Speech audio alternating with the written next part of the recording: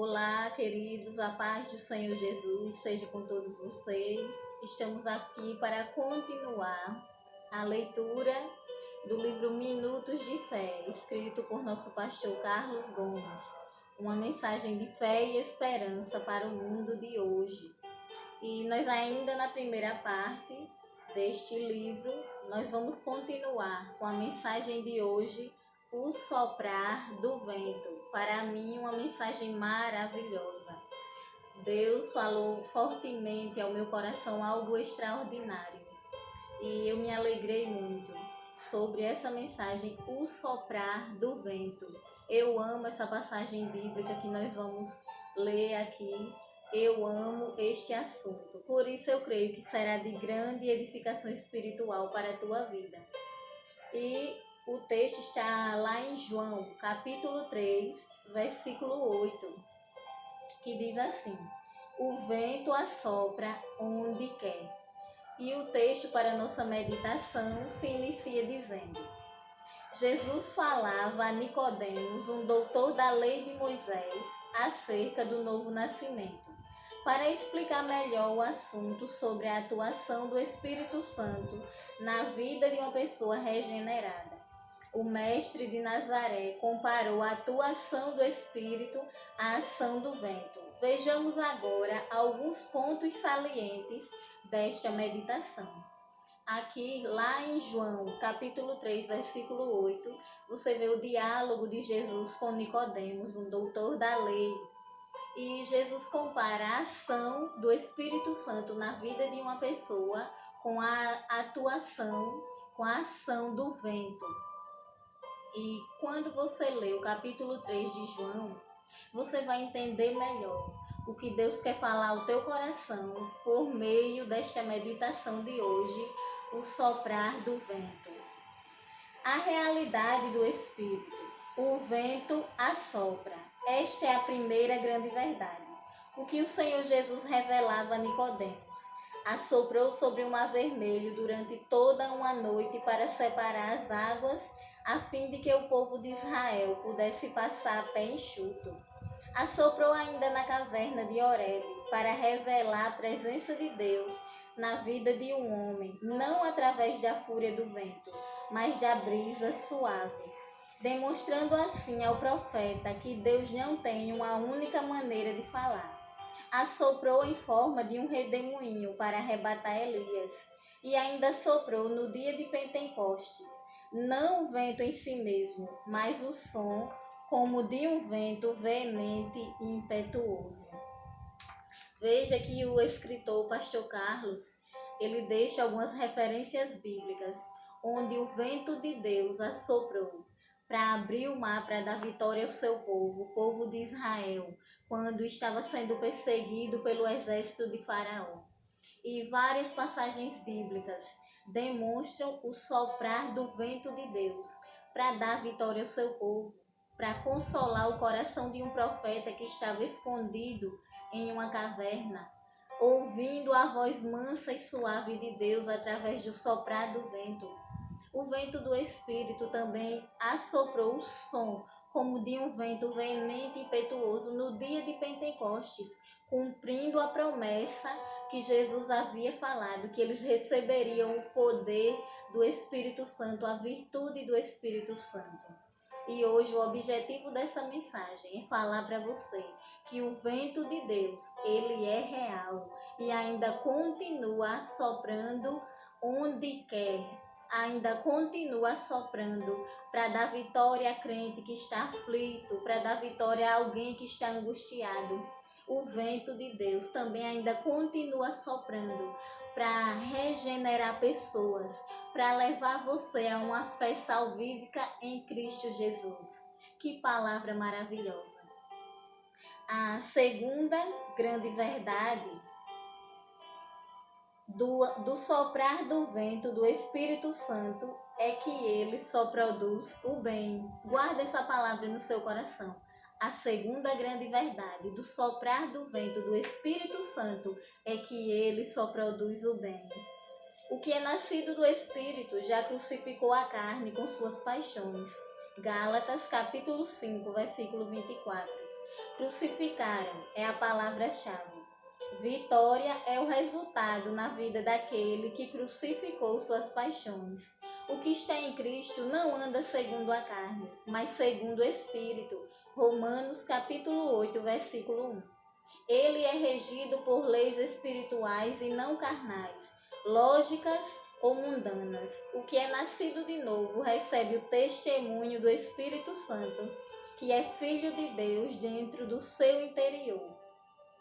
O nascido verdadeiramente do Espírito esforça-se para andar em espírito, produzir frutos dignos de arrependimento e ser guiado pelo Espírito. João capítulo 16, versículo 13. Aqui, meus irmãos, nós encontramos o resultado do soprar do vento do Espírito Santo na vida de pessoas que foram regeneradas, na vida daqueles que nasceram de novo, na vida daqueles que crucificaram suas paixões carnais, daqueles que foram regenerados no seu interior, na sua alma, pelo Espírito Santo de Deus.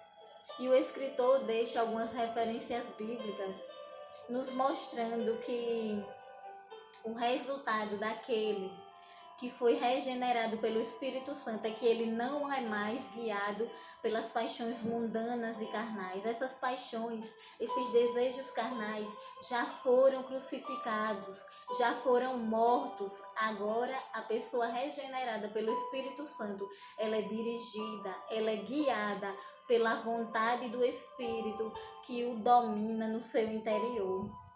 E ele ainda nos diz que o que está em Cristo anda não segundo a carne, mas segundo o Espírito.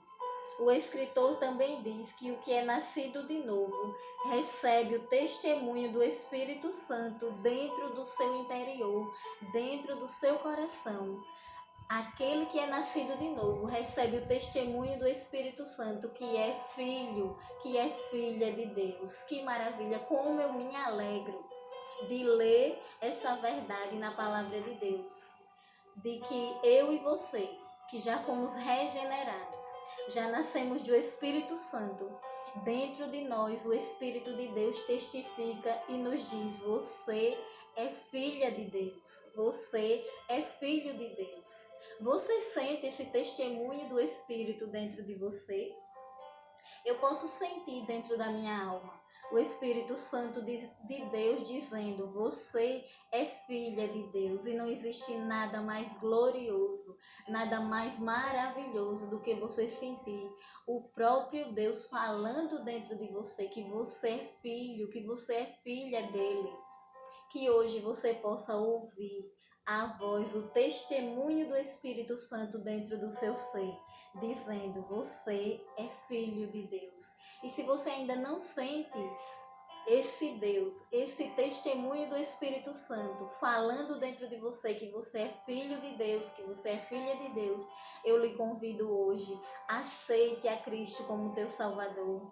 Se arrependa dos seus pecados, porque quando o verdadeiro arrependimento for gerado dentro do seu ser, aí sim você vai sentir o Espírito Santo de Deus dizendo: agora você é filho de Deus, agora você é filha de Deus. Que palavra maravilhosa!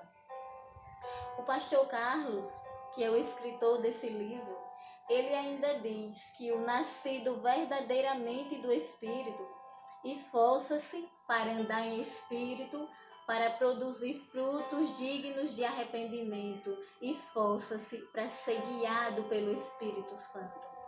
Aquele que é verdadeiramente regenerado, aquele que é verdadeiramente nascido do Espírito Santo, ele se esforça para agradar a Deus. Ele se esforça para ser dominado pelo Espírito Santo, para fazer a vontade de Deus. E ele diz: já não vivo eu, mas Cristo é quem vive em mim. Cristo é quem me domina. E nesse tempo de pandemia, nesse tempo difícil que estamos sem cultuar como deveríamos na igreja, será que nós ainda podemos dizer: já não vivo eu, mas Cristo vive em mim? eu sou guiada pelo Espírito Santo, eu sou dirigido pelo Espírito Santo. Será que essa verdade ainda existe dentro de nós? Que nós venhamos resgatar o desejo de agradar a Deus, que nós venhamos a cada dia nos esforçar para agradar o nosso Deus e ser guiados pelo Espírito Santo, e que as nossas obras sejam obras dignas de arrependimento, que nós venhamos produzir frutos dignos de arrependimento, que o mundo olhe para mim e para você e diga: verdadeiramente, ali está um filho, uma filha de Deus. Que as nossas obras também venham condizer com aquilo que nós falamos, que é a palavra de Deus, que as nossas obras venham condizer com o nosso testemunho de servos e servas de Deus. E a terceira grande verdade é que o mesmo vento que assoprou sobre o vale de ossos secos, na visão de Ezequiel, e que tipificava Israel antigo e separado de Deus, também continua soprando sobre Israel atual, diante de todas as nações da terra, desde 1948 até hoje. Assoprou sobre Jerusalém em forma de uma furiosa perseguição, a fim de que a igreja recém-formada tomasse a posição ofensiva de evangelização mundial. Atos capítulo 8, versículo 4. Continuou assoprando na Idade Média ou Idade das Trevas, contra a tirania papal e dos senhores feudais, escravizados pela cegueira espiritual. Assoprou forte na Reforma Protestante, promovida por Martinho Lutero, sacudindo os alicerces de uma igreja mergulhada na idolatria e no sacrilégio. Assoprou em forma de avivamento na China, Inglaterra, Estados Unidos, Manchúria, Coreia e em tantos outros lugares. Glória a Deus. A terceira grande verdade é que o vento do Espírito, o mesmo vento do Espírito, que lá naquela grande visão de Ezequiel, diante daquele vale de ossos secos, os ventos do Espírito assoprou sobre aqueles mortos, aqueles ossos sequíssimos, e eles se tornaram um grande exército, eles se tornaram homens viventes. Aquele exército morto que representava Israel, que naquela visão foi vivificado pelo vento do Espírito, o mesmo vento do Espírito que soprou lá na igreja primitiva em forma de perseguição, dando coragem e ousadia aos crentes para continuar propagando o Evangelho.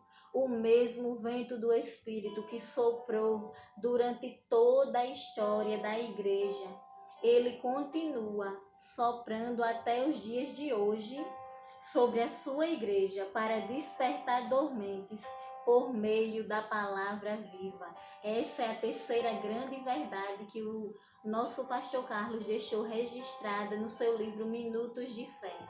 Que esse vento sobrenatural do Espírito Santo de Deus continua soprando até os dias de hoje, para despertar muitos que estão dormindo, muitos que estão dormentes na fé, por meio da palavra de Deus, a palavra viva.